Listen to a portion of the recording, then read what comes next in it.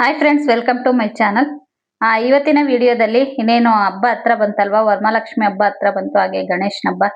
ಈ ಎರಡು ಹಬ್ಬಗಳಿಗೆ ಕಂಪಲ್ಸರಿಯಾಗಿ ಮಾಡುವಂಥ ರೆಸಿಪಿಗಳಿವು. ಚಕ್ಲಿ ಮತ್ತೆ ರವೆ ಉಂಡೆನ ನಿಮ್ಮ ಜೊತೆ ಶೇರ್ ಮಾಡ್ಕೊಳ್ತಾ ಇದ್ದೀನಿ. ಒಂದೇ ವಿಡಿಯೋದಲ್ಲಿ ಎರಡನ್ನೂ ಶೇರ್ ಮಾಡ್ತಾ ಇದ್ದೀನಿ. ಮೊದಲಿಗೆ ಚಕ್ಲಿನ ಯಾವ ರೀತಿಯಾಗಿ ಮಾಡ್ಕೊಳ್ಳೋದು ಅನ್ನೋದನ್ನ ನೋಡೋಣ. ಕಡಿಮೆ ಸಮಯದಲ್ಲೇ ಆಗೋಗುತ್ತೆ. ಹಬ್ಬಗಳ ಗಡಿಬಿಡಿಯಲ್ಲಿ ನಮಗೆ ತುಂಬಾ ಟೈಮ್ ಕೊಟ್ಟು ಮಾಡೋಕ್ಕಾಗಲ್ಲ. ಹಾಗಾಗಿ ಅಕ್ಕಿ ಹಿಟ್ಟನ್ನ ಬಳಸ್ಬಿಟ್ಟು ನಾನು ಇಲ್ಲಿ ಚಕ್ಲಿನ ಮಾಡ್ತಾ ಇರೋವಂಥದ್ದು. ತುಂಬಾನೇ ಕ್ರಿಸ್ಪಿಯಾಗಿ ಬರುತ್ತೆ, ಟೇಸ್ಟಿಯಾಗಿರುತ್ತೆ. ತುಂಬಾ ದಿನ ಇಟ್ಟರು ಮೆತ್ತಗಾಗಲ್ಲ, ಹಂಗಾಗಿ ಗರಿಗರಿಯಾಗಿರುತ್ತೆ. ಮಾಡೋದು ಹೇಗೆ ಅಂತ ನೋಡೋಣ. ಮೊದಲಿಗೆ ಒಂದು ಬೌಲ್ಗೆ 4 ಕಪ್ನಷ್ಟು ಈಗ ತೋರಿಸ್ತಾ ಇದ್ದೀನ, ಆ ಬೌಲಲ್ಲಿ 4 ಕಪ್ನಷ್ಟು 4 ಬೌಲ್ನಷ್ಟು ನಾನು ಅಕ್ಕಿ ಹಿಟ್ಟನ್ನ ತಗೊಂಡಿದ್ದೀನಿ. ಇದು ರೇಷನ್ ಅಕ್ಕಿಯಿಂದ ಮಾಡಿಸಿರೋಂಥ ಅಕ್ಕಿ ಹಿಟ್ಟು. ನೀವು ಯಾವ ಅಕ್ಕಿ ಹಿಟ್ಟಾದ್ರೂ ಸಹ ಬಳಸ್ಕೋಬಹುದು. ಅದೇ ಇದರಲ್ಲಿ 2 ಕಪ್ನಷ್ಟು ಹುರ್ಗಡ್ಲೆನ ತಗೊಂಡಿದ್ದೀನಿ. ಕಡಲೆ ಹಿಟ್ಟನ್ನ ಮಿಕ್ಸ್ ಮಾಡ್ತಾ ಇಲ್ಲ, ಹುರ್ಗಡ್ಲೆ ಪುಡಿನ ನಾನು ಇಲ್ಲಿ ಸೇರಿಸ್ತಾ ಇರೋಂಥದ್ದು. 4 ಕಪ್ಪು ಅಕ್ಕಿ ಹಿಟ್ಟನ್ನ ತಗೊಂಡ್ರೆ ಅದಕ್ಕೆ 2 ಕಪ್ನಷ್ಟು ಹುರ್ಗಡ್ಲೆನ ತಗೋಬಿಟ್ಟು ಈ ರೀತಿ ಮಿಕ್ಸಿಲಿ ಹಾಕಿ ಪೌಡ್ರ್ ಮಾಡ್ಕೋಬೇಕು. ತುಂಬಾ ನುಣ್ಣಗೆ ಪೌಡ್ರ್ ಮಾಡ್ಕೋಬೇಕು. ಈಗ ತೋರಿಸ್ತಾ ಇದ್ದೀನಲ್ವಾ, ಆ ರೀತಿಯಾಗಿ ನುಣ್ಣಗೆ ಪೌಡ್ರ್ ಮಾಡ್ಕೋಬೇಕು. ನುಣ್ಣಗೆ ಪೌಡ್ರ್ ಮಾಡ್ಕೊಂಡ್ರೆ ಮತ್ತೆ ಜರಡಿ ಇಟ್ಕೊಳ್ಳೋ ಅಂತ ಅವಶ್ಯಕತೆ ಇರಲ್ಲ. ಈ ರೀತಿಯಾಗಿ ಪೌಡ್ರನ್ನ ಮಾಡ್ಕೊಂಡು ಇದನ್ನ ನಾನು ಈಗ ಅಕ್ಕಿ ಹಿಟ್ಟಿನ ಜೊತೆ ಸೇರಿಸ್ಕೊಳ್ತಾ ಇದ್ದೀನಿ. ನಿಜ ತುಂಬಾ ಚೆನ್ನಾಗಿ ಬರುತ್ತೆ ಫ್ರೆಂಡ್ಸ್, ಒಂದ್ಸಲ ಟ್ರೈ ಮಾಡಿ ನೋಡಿ ಚಕ್ಲಿ.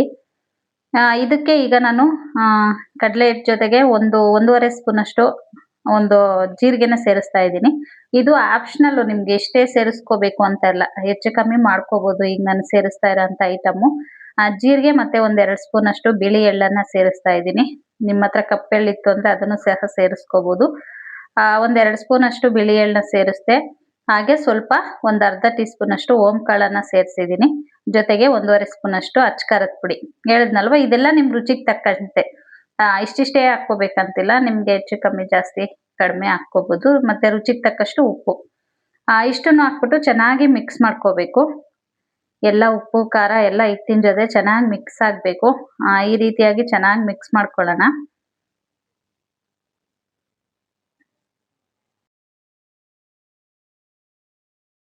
ನೋಡಿ, ಈಗ ತುಂಬಾ ಚೆನ್ನಾಗಿ ಮಿಕ್ಸ್ ಆಗಿದೆ. ಎಲ್ಲಾನು ಉಪ್ಪು ಖಾರ ಹಿಟ್ಟು ಕಡಲೆ ಹಿಟ್ಟು ಅಕ್ಕಿ ಹಿಟ್ಟು ಎಲ್ಲ ಚೆನ್ನಾಗಿ ಮಿಕ್ಸ್ ಆಗಿದೆ. ಈಗ ನಾನು ಇಲ್ಲಿ 1-2 ಸ್ಪೂನಷ್ಟು ಬೆಣ್ಣೆನ ಯೂಸ್ ಮಾಡ್ತಾ ಇದ್ದೀನಿ. ಬೆಣ್ಣೆನ ಬಿಸಿ ಮಾಡ್ಬಿಟ್ಟು ಹಾಕ್ಕೊಳ್ತಾ ಇದ್ದೀನಿ. ನೀವು ಬೇಕಿದ್ರೆ ಇದಕ್ಕೆ ಎಣ್ಣೆ ತುಪ್ಪ ಏನಾದರೂ ಹಾಕ್ಕೋಬಹುದು. ಬಟ್ ಯಾವುದೇ ಹಾಕ್ಕೊಂಡ್ರು ಈ ರೀತಿಯಾಗಿ ಬಿಸಿ ಮಾಡಿ ಹಾಕ್ಕೋಬೇಕು. ಬರೀ ನೀವು ಎಣ್ಣೆ ಯೂಸ್ ಮಾಡೋದ್ಕಿಂತ ತುಪ್ಪ ಅಥವಾ ಬೆಣ್ಣೆ ಯೂಸ್ ಮಾಡಿದ್ರೆ ಟೇಸ್ಟ್ ಚೆನ್ನಾಗಿ ಬರುತ್ತೆ ಅಂತಾನೆ ಹೇಳ್ತೀನಿ. ಇಲ್ಲ ಅಂತಂದ್ರೆ ನೀವು ಎಣ್ಣೆ ಸಹ ಹಾಕಿ ಮಾಡ್ಬೋದು.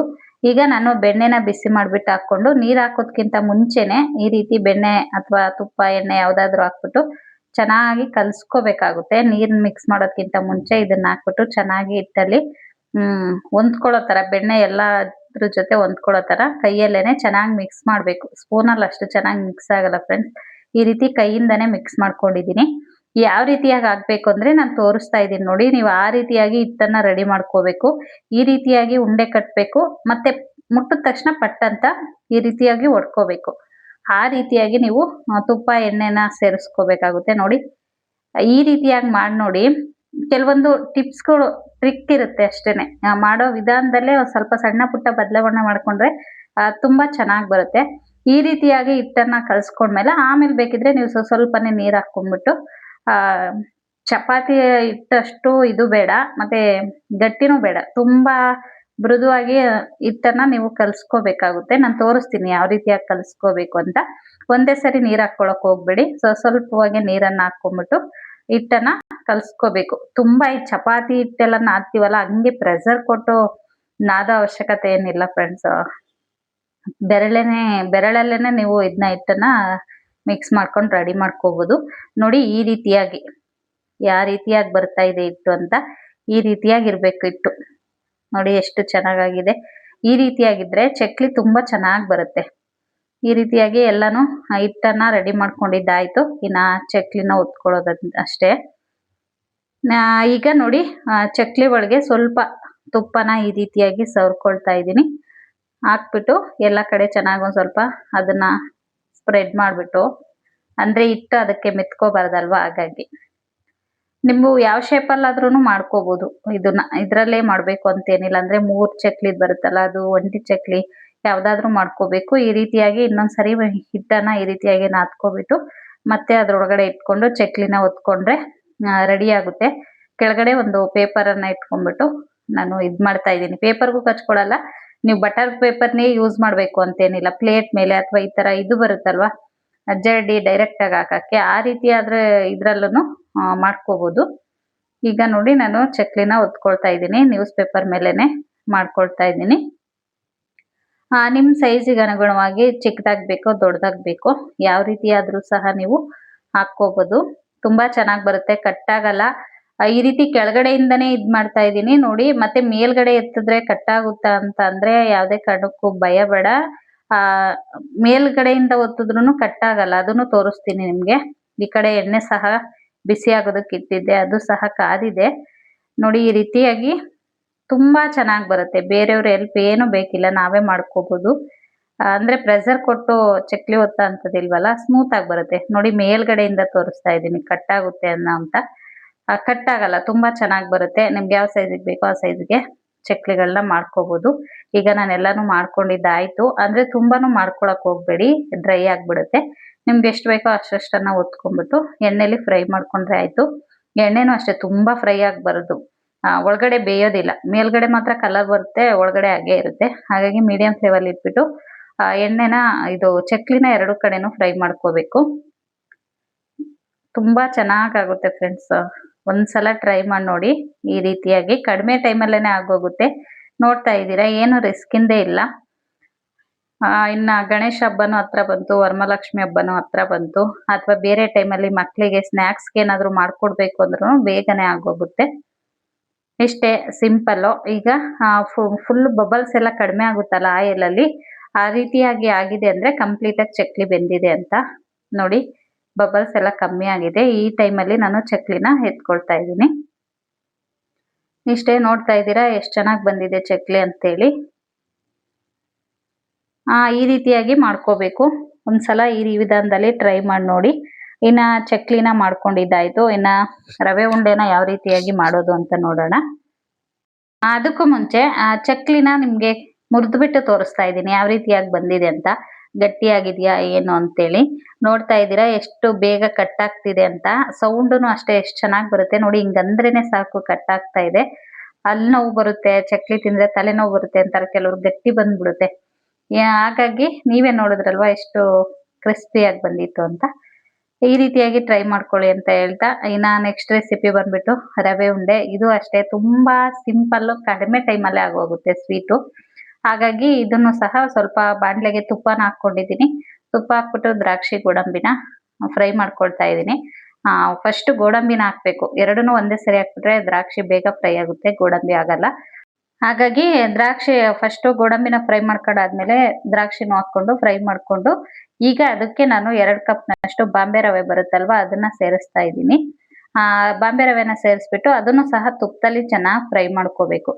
ರವೆ ತುಪ್ಪದಲ್ಲಿ ಎಷ್ಟು ಚೆನ್ನಾಗಿ ಫ್ರೈ ಮಾಡ್ಕೊಳ್ತೀವೋ ಅಷ್ಟು ಚೆನ್ನಾಗಿ ಬರುತ್ತೆ ಫ್ರೆಂಡ್ಸ್ ರವೆ ಉಂಡೆ. ಹಾಗಾಗಿ ತುಪ್ಪದಲ್ಲಿ ಚೆನ್ನಾಗಿ ಘಮ ಬರ್ಬೇಕು, ಅದು ಘಮ ಘಮ ಅಂತ ಇರುತ್ತೆ ಫ್ರೈ ಮಾಡ್ಬೇಕಾದ್ರೆ. ಈ ರೀತಿಯಾಗಿ ತುಪ್ಪದಾಗೆ ಚೆನ್ನಾಗಿ ಫ್ರೈ ಮಾಡ್ಕೊಂಡು ಇದಾಯ್ತು ನೋಡಿ. ಈ ರೀತಿಯಾಗಿ ರವೆನ ಹುರ್ಕೊಂಡಿದ್ದೀನಿ. ಈಗ ಅದು ಸ್ವಲ್ಪ ತಣ್ಣಗಾಗೋದಕ್ಕೆ ಇಟ್ಟಿದ್ದೀನಿ. ಈ ಕಡೆ ಸಕ್ಕರೆನ ಪೌಡ್ರ್ ಮಾಡ್ಕೊಳ್ಳೋಣ. ಈಗ ನಾನು 2 ಕಪ್ನಷ್ಟು ರವೆನ ಬಾಂಬೆ ರವೆ ತಗೊಂಡಿದ್ನಲ್ಲ, ಅದಕ್ಕೆ 1.5 ಕಪ್ನಷ್ಟು ನಾನು ಇಲ್ಲಿ ಸಕ್ಕರೆನ ಬಳಸ್ತಾ ಇದ್ದೀನಿ. ಇದು ಅಷ್ಟೇ, ಸಕ್ಕರೆ ನಿಮ್ಗೆ ಹೆಚ್ಚು ಕಮ್ಮಿ ಹಾಕ್ಕೋಬಹುದು. ಕಡಿಮೆ ಅಂದ್ರೆ ಕಡಿಮೆ, ಜಾಸ್ತಿ ಅಂದ್ರೆ ಜಾಸ್ತಿ. ಸ್ವೀಟ್ ಇಷ್ಟಪಡ್ತೀರ ಅನ್ನೋದಾದ್ರೆ 1.5 ಕಪ್ನಷ್ಟು ಹಾಕ್ಕೋಬೇಕು. ನಾನಿಲ್ಲಿ 1.5 ಕಪ್ನಷ್ಟು ಸಕ್ಕರೆನ ಪುಡಿ ಮಾಡಿ ಹಾಕ್ಕೊಂಡು ರವೆ ಜೊತೆ ಚೆನ್ನಾಗಿ ಮಿಕ್ಸ್ ಮಾಡ್ತಾ ಇದ್ದೀನಿ. ಇದು ಅಷ್ಟೇ, ನೀವು ಕೆಲವರು ಪಾಕ ಎಲ್ಲ ಮಾಡ್ಬಿಟ್ಟು ಮಾಡ್ತಾರೆ. ಬಟ್ ಅದಕ್ಕಿಂತ ಇದು ಕಡಿಮೆ ಟೈಮಲ್ಲಿ, ಅಂದ್ರೆ ತುಂಬಾ ಟೈಮ್ ಸೇವ್ ಆಗುತ್ತೆ ಅಂತಾನೆ ಹೇಳ್ಬೋದು. ಈಗ ಹಬ್ಬದ ಗಡಿಬಿಡಿಯಲ್ಲಿ ಪಾಕ ಎಲ್ಲ ತಕ್ಕೊಂಡು ಕುತ್ಕೊಳ್ಳೋದಕ್ಕಾಗಲ್ಲ. ಇದು ಬೇಗನೆ ಆಗೋಗುತ್ತೆ. ಒಂದು 10ರಿಂದ 15 ನಿಮಿಷದಲ್ಲಿ ನಿಮ್ಗೆ ಆಗೋಗುತ್ತೆ ಫ್ರೆಂಡ್ಸ್. ಕಡಿಮೆ ಅಂದ್ರೆ ರವೆ ಹುರಿಯೋದಷ್ಟೇ ಇಲ್ಲಿ ಒಂದು ಸ್ವಲ್ಪ ನಿಮ್ಗೆ ಟೈಮಿಂಗ್ಸು ಬೇಗ ಆಗೋಗುತ್ತೆ, ಎಲ್ಲಾನು ರೆಡಿ ಇಟ್ಕೊಂಡಿದ್ರೆ. ಇನ್ನ ನೋಡಿ ಈ ರೀತಿಯಾಗಿ ಸಕ್ಕರೆನ ಎಲ್ಲ ರವೆ ಜೊತೆ ಹೊಂದ್ಕೊಳ್ಳೋ ತರ ಪುಡಿ ಎಲ್ಲ, ಸಕ್ಕರೆ ಪುಡಿ ಎಲ್ಲ ಹೊಂದ್ಕೊಳ್ಳೋ ತರ ಮಾಡಿದೆ. ಈಗ ಇದಕ್ಕೆ ನಾನು ಒಣಕೊಬ್ಬರಿನ ಸೇರಿಸ್ತಾ ಇದ್ದೀನಿ. ಇದು ಬಂದ್ಬಿಟ್ಟು ಡೆಸಿಕೇಟೆಡ್ ಕೋಕೋನಟ್ ಪೌಡ್ರು, ಅಂಗಡಿಲಿ ತಂದಿರೋದು. ಮನೇಲಿ ನೀವು ಮಾಮೂಲಿ ಒಣಕೊಬ್ಬರಿನೂ ಸಹ ಹಾಕ್ಕೋಬಹುದು, ಅಥವಾ ಇದಿತ್ತಂದ್ರೆ ಇದನ್ನು ಸೇರಿಸ್ಕೋಬಹುದು. ಅಂದರೆ ಒಣ ಕೊಬ್ಬರಿ ಅದೆಲ್ಲನೂ ಮುಂಚೆನೇ ತುರಿದಿಟ್ಕೊಂಡಿದ್ರೆ ಇನ್ನೂ ಚೆನ್ನಾಗಿರುತ್ತೆ. ಇದು ನೋಡಿ ಅಂಗಡಿಯಿಂದ ತಂದಿರೋದು. ಈ ರೀತಿಯಾಗಿ ಸಣ್ಣದಾಗಿ ಪೌಡರ್ ಆಗಿರುತ್ತಲ್ವಾ, ಮತ್ತೆ ಇದನ್ನೇನು ಮಿಕ್ಸಿಲಿ ಹಾಕ್ಕೊಡೋ ಅವಶ್ಯಕತೆ ಇಲ್ಲ. ಹಾಗಾಗಿ ಡೈರೆಕ್ಟಾಗಿ ಹಾಗೇನೆ ಸೇರಿಸ್ತಾ ಇದ್ದೀನಿ. ತುಂಬಾನೇ ಚೆನ್ನಾಗಿರುತ್ತೆ. ಕಲರು ಅಷ್ಟೇ ಚೆನ್ನಾಗಿ ಬರುತ್ತೆ ರವೆ ಉಂಡೆದು. ಹಾಗಾಗಿ ಅದನ್ನ ಸೇರಿಸ್ಕೊಂಡೆ. ನೀವು ಅದಿಲ್ಲ ಅಂತಂದ್ರೆ ಮಾಮೂಲಿ ಒಣ ಕೊಬ್ಬರಿನ ಸಹ ಸೇರಿಸ್ಬೋದು. ಜೊತೆಗೆ ಒಂದು ಸ್ಪೂನ್ ಅಷ್ಟು ಏಲಕ್ಕಿ ಪೌಡ್ರನ್ನ ಸೇರಿಸ್ತಾ ಇದ್ದೀನಿ. ಇಷ್ಟನ್ನು ಹಾಕಿ ಎಲ್ಲ ಚೆನ್ನಾಗಿ ಮಿಕ್ಸ್ ಕೊಡ್ಬೇಕು ಒಂದ್ಸರಿ. ಹಾಲಾಕಿ ಕಲಸೋದ್ಕಿಂತ ಮುಂಚೆ ಸಕ್ಕರೆ ಪುಡಿ, ಏಲಕ್ಕಿ ಪುಡಿ ಮತ್ತೆ ಒಣ ಕೊಬ್ಬರಿ ತುರಿ ಅದೆಲ್ಲನೂ ಚೆನ್ನಾಗಿ ಮಿಕ್ಸ್ ಆಗಬೇಕು. ಎಲ್ಲ ಮಿಕ್ಸ್ ಆದ್ಮೇಲೆ ಕಾಯಿಸಿರೋ ಹಾಲನ್ನ ಸೇರಿಸ್ತಾ ಇದ್ದೀನಿ ಇಲ್ಲಿ ನಾನು. ಹಾಲನ್ನ ಸೇರಿಸ್ಬಿಟ್ಟು ಮಿಕ್ಸ್ ಮಾಡ್ಕೋಬೇಕು. ಹಾಲನ್ನು ಅಷ್ಟೇ ಒಂದೇ ಸರಿ ಹಾಕೋದಕ್ಕೆ ಹೋಗ್ಬೇಡಿ. ಸ್ವಲ್ಪ ಯಾಕಂದ್ರೆ ಸಕ್ಕರೆ ಹಾಕಿರ್ತೀವಲ್ವ, ಹಾಗಾಗಿ ಬೇಗ ಇದಾಗ್ಬಿಡುತ್ತೆ, ಅಬ್ಸರ್ವ್ ಮಾಡ್ಕೊಳ್ಳುತ್ತೆ. ಈಗ ಸ್ವಲ್ಪನೇ ಹಾಲು ಹಾಕ್ಬಿಟ್ಟು ಎಷ್ಟು ಬೇಕಾಗುತ್ತೆ ನೋಡ್ಕೊಂಡು ಮಿಕ್ಸ್ ಮಾಡ್ಕೋಬೇಕು. ಇದು ಸ್ವಲ್ಪ ತೆಳುವಾಗೇನೆ ಇರಬೇಕು. ತುಂಬಾ ಗಟ್ಟಿ ಕಲಿಸ್ಬಿಟ್ರೆ ತಿನ್ಬೇಕಾದ್ರೆ ರವೆ ರವೆ ತರ ಸಿಗುತ್ತೆ, ತುಂಬಾ ಸ್ಮೂತ್ ಆಗಿ ಬರಲ್ಲ. ಹಾಗಾಗಿ ಒಂದ್ ಸ್ವಲ್ಪ ನೀರಾಗಿ ಈ ರೀತಿಯಾಗಿ ನಾನು ತೋರಿಸ್ತಾ ಇದ್ದೀನಲ್ವಾ, ಅದಕ್ಕೆ ನೀವೇನಾದ್ರೂ ಕಲಿಸ್ಕೊಂಡಿದ್ದೆ ಆದ್ರೆ ತುಂಬಾ ಸ್ಮೂತ್ ಆಗಿ ಬರುತ್ತೆ ರವೆ ಉಂಡೆ. ಈ ರೀತಿಯಾಗಿ ಮಿಕ್ಸ್ ಮಾಡ್ಕೋಬೇಕೆಲ್ಲಾನು ಚೆನ್ನಾಗಿ ಮಿಕ್ಸ್ ಮಾಡಿಕೊಂಡು ಕೈಗೆ ಸ್ವಲ್ಪ ತುಪ್ಪ ಅಥವಾ ಎಣ್ಣೆ ಏನಾದರೂ ಸವರ್ಕೊಂಡ್ಬಿಟ್ಟು ನಮ್ಗೆ ಯಾವ ಸೈಜಿಗೆ ಬೇಕೋ ಆ ಸೈಜಿನ ಉಂಡೆಗಳನ್ನ ಮಾಡ್ಕೋಬೇಕು. ಇದು ಈ ರೀತಿಯಾಗಿ ಇದೆಯಲ್ವಾ, ಮತ್ತೆ ಗಟ್ಟಿ ಆಗುತ್ತೆ ತಣ್ಣಗಾದ್ಮೇಲೆ. ಹಾಗಾಗಿ ಈ ರೀತಿಯಾಗಿ ಉಂಡೆ ಕಟ್ಕೊಂಡ್ರೆ ರವೆ ಉಂಡೆ ರೆಡಿ ಆಯಿತು.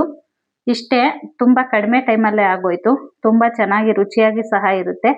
ನೋಡ್ಕೊಂಡ್ರಲ್ವಾ ಹಬ್ಬಕ್ಕೆ ಸಿಂಪಲ್ ಆಗಿ ಚಕ್ಲಿ ಮತ್ತೆ ರವೆ ಉಂಡೆನ ಯಾವ ರೀತಿಯಾಗಿ ಮಾಡ್ಕೊಳ್ಳೋದು ಅಂತ. ಇವತ್ತಿನ ಈ ವಿಡಿಯೋ ಏನಾದರೂ ನಿಮ್ಗೆ ಇಷ್ಟ ಆಗಿದ್ರೆ ಪ್ಲೀಸ್ ಲೈಕ್ ಮಾಡಿ, ಕಮೆಂಟ್ ಮಾಡಿ, ಹಾಗೆ ಶೇರ್ ಮಾಡಿ ಫ್ರೆಂಡ್ಸ್. ಇನ್ನೂ ಯಾರೆಲ್ಲ ನನ್ನ ಚಾನಲ್ನ ಸಬ್ಸ್ಕ್ರೈಬ್ ಮಾಡ್ಕೊಳ್ದೆ ನೋಡ್ತಾ ಇದ್ದೀರಾ, ಪ್ಲೀಸ್ ಸಬ್ಸ್ಕ್ರೈಬ್ ಮಾಡ್ಕೊಂಡು ನೋಡಿ, ಹಾಗೆ ಸಪೋರ್ಟ್ ಮಾಡಿ ಅಂತ ಹೇಳ್ತಾ ಈ ವಿಡಿಯೋನ ಇಲ್ಲಿಗೆ ಎಂಡ್ ಮಾಡ್ತಾ ಇದ್ದೀನಿ. ಮತ್ತೆ ಸಿಗ್ತೀನಿ ನೆಕ್ಸ್ಟ್ ವಿಡಿಯೋದಲ್ಲಿ. ಅಲ್ಲಿ ತನಕ ವಿಡಿಯೋ ನೋಡಿದ ನಿಮ್ಮೆಲ್ರಿಗೂ ಧನ್ಯವಾದಗಳು.